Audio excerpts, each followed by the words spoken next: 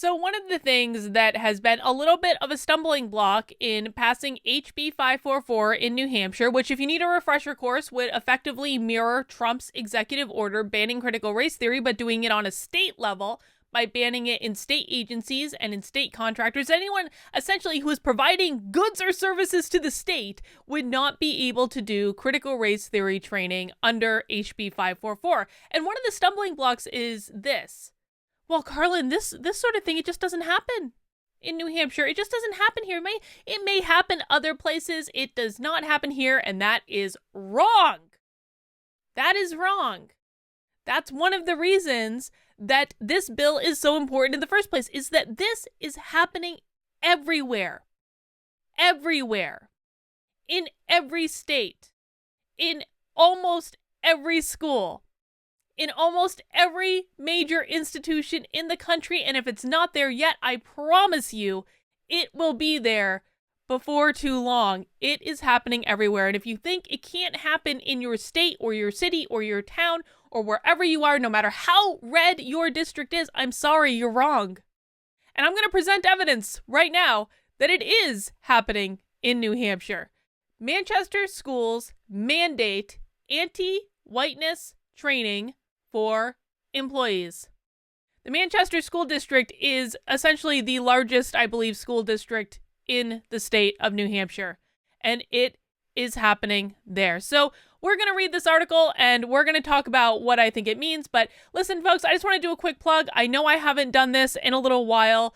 Your help and your support is absolutely critical for my being able to continue to fight this battle against critical race theory. I'm going to, spoiler alert, it doesn't pay to fight back against critical race theory, and to be quite frank, I've had to give up an awful lot of things in my life to be able to dedicate almost all of my time to doing this at this point. So how you can support me, if you appreciate what I'm doing, if you appreciate the people that are fighting back on your behalf to try to beat back critical race theory with a stick. If you want to support what I'm doing, there are several ways you can help me out. Number one is by subscribing to this channel, turning on notifications, leaving a comment to feed that algorithm, giving it a thumbs up. All that stuff is really, really great. Number two, if you know of critical race theory happening in your school, your organization, wherever, you can get in touch with me. My information is in the description below, drcarlin.com/contact. Get in touch with me. Let me know what's going on. Provide me with evidence, documents, anything you can. And number three is, of course, supporting it financially. If you have the means to make a donation, please head over to kb.locals.com. Again, the information is in the description below. You can become a member. So it's like $5 a month to become a member, get access to all of the features within the community. And of course, that money also goes to support my work. You can also make a one-time donation. If you don't want to do locals, I do have PayPal, I have Subscribestar, all these different ways you can help. I really, really, really do appreciate it. You guys are what makes all of this possible. All right, let's jump into this article. Employees of the Manchester School District have been ordered to take white privilege training, including curriculum declaring whiteness a pillar of white supremacy as part of the district's diversity, equity, and inclusion efforts. Emails were sent to staff members of MSD 21st Century Learning Centers, a federally funded out-of-school time program whose mission is to support student learning and growth by providing academic support and enrichment activities at 12 identified Manchester schools, according to the website. And what's important about this is when this training happens with the teachers, it inevitably makes its way into the classroom. That's part of the point of doing the teacher training in the first place. And I'm going to tell you what, this is not the only school district that's doing this. I know emphatically that white fragility was used in the Bedford, New Hampshire schools as an optional discussion group last summer. And I use optional in quotes because when it says that this training is optional, it's not really optional, because what's going to happen is if you choose not to participate in the training, you're going to get called a racist. Like, that is exactly what is going to occur. Anyhow, let's keep going. Staffers were instructed to participate in online white privilege training, viewing webinars, reading articles, etc., and included a spreadsheet listing the training they were to participate and the mandated completion dates. Part of the training includes a webinar entitled What is white privilege really? In which the instructor tells participants the goal of the training is to expand our definition of white privilege as both personal and systemic, and to understand the function of whiteness as a pillar of white supremacy and power. Now imagine, if you will, that the word white in that paragraph was replaced with any other race. How would that go over? I'm going to guess not too well. Declaring all white employees personally privileged, even those who come from poverty or disadvantaged situations, is likely to be viewed as problematic, as is linking every person's whiteness to white supremacy. But it is part of the anti-racism ideology the webinar instructors say they are promoting, an ideology popularized by author Ibram X. Kendi and based on the premise that all white people are racist. Robin DiAngelo as well, Robin DiAngelo being the author of White Fragility.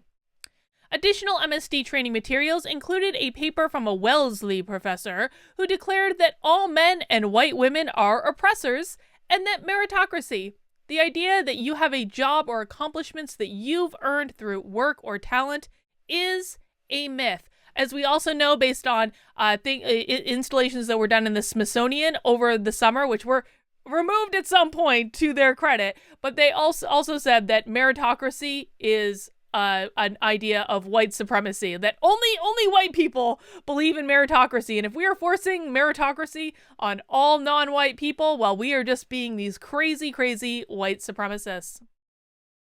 There's also an article attacking former President Donald Trump and Supreme Court Justice Brett Kavanaugh while defending illegal immigration. How do these partisan political views fit into the job of promoting student learning and growth?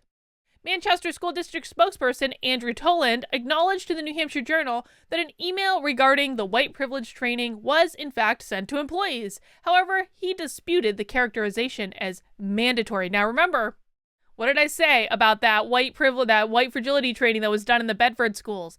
Optional doesn't really mean optional, because if you don't participate, they're going to label you a racist and you could lose your job.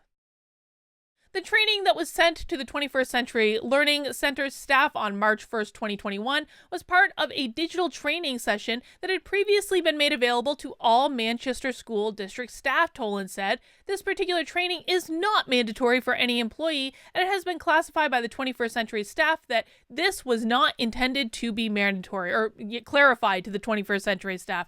Okay, fine. Are you going to have struggle sessions in the Manchester schools where any teachers or staff members who opt out of this training are going to be called a racist in front of their colleagues? Toland went on to defend the content of this training. This training, among others, is designed to foster critical thinking about race and facilitate meaningful discussions amongst employees about our role of racism in our school. No. This training does not foster critical thinking of any variety. This training very literally says that if you disagree with any aspect of this training, that is proof that you are a racist. You are not allowed to disagree with this training. That is part of what makes this training so incredibly dangerous. The district embraces the process of critical thinking, not necessarily the ideas or opinions of individual authors. In January, the Board of School Committee passed a new district equity policy, which strives to provide training opportunities that will help employees to develop the critical racial, ethnic, and cultural competence to understand the context in which they teach, work, and learn. Regardless of the value of the training, New Hampshire Journal has obtained emails that indicate the white privilege training was not optional. What'd I say? It's like this plays out in exactly the same way every single time, in every single instance. We have put together a list of training for you to utilize to get a better understanding of how you can promote diversity, equity, and inclusion, DEI, to our students, reads the March 1st email from Program Coordinator Liz Penn. Each training has a deadline. Do things that are optional often have deadlines with emphasis added? We, the DEI committee, will also be doing small group check-ins. Each school has to keep track of what needs to be completed. So if it's optional, then why are you tracking who's done it and who hasn't? And what is the consequence for not doing it? 10 days later, a March 11th email from Penn reminds employees to make sure you are completing the DEI training and entering it into the spreadsheet. Our first couple of focus group meetings are coming up quickly, so please make sure you first have the training sessions completed by March 23rd. Then on March 15th, after employees began raising questions about the mandatory training, Program Director Tom McGee sent out an email reversing course. I would like to ensure that all of you are aware that the DEI training that has been shared out earlier this month is not mandatory. We are looking for ways to educate on equity, and we look forward to partnering with the Chief Equity Officer when they join the Man District School District team. They're hiring a goddamn Chief Equity Officer. Okay. Race-based training that teaches white people that are inherently racist and oppressive is not unique. Coca-Cola! The gift that keeps on giving, the Coke Be Less White training. Coca-Cola recently pulled down online training that urged its employees to be less white after receiving unfavorable publicity. You're welcome. In New Hampshire, parents raised concerns about training at the local schools, including elementary schools with titles like Exploring Whiteness and Becoming an Anti-Racist Activist. Elementary schools. Why? Why are they training elementary school students to become anti-racist activists? That's one reason New Hampshire House Republicans are pushing legislation to ban government employees and contractors from engaging in divisive training activities like these. A bill that Governor Sununu has already pledged to veto. Chris Sununu, my rhino governor. I'm not done with you yet, man. I'm not done with you yet. This fight is not over. If you do anything to stop this bill, you are dude, you don't even know what's coming. And I'll tell you what, I am not the only person that's going to be fighting back against Chris Sununu. We had a meeting earlier this week. Like, just you wait, man. Just you wait. While the question of whether teaching the ideas that should be banned is debated in the State House, the immediate question for employees of the Manchester School District is whether they have to agree to embrace them in order to keep their jobs. And that is the fundamental question. The reason that Chris Sununu is threatening to veto this bill is that he's listening to Democratic talking points that are saying, oh, this bill infringes on free speech. But what Chris Sununu is not doing is listening to everyone else who understands emphatically that government does not have free speech rights. Citizens have free speech rights. The Constitution does not protect the government. The Constitution protects its citizens from having, among other things, their speech compelled. When you do trainings like this that are mandatory or optional or whatever, because of course it's mandatory. What's going to happen if people do not complete this training is they are going to be targeted by other staff members who are, and their speech is either going to be compelled, which is not constitutional, or they are going to lose their jobs or be, quote, slowly or even quickly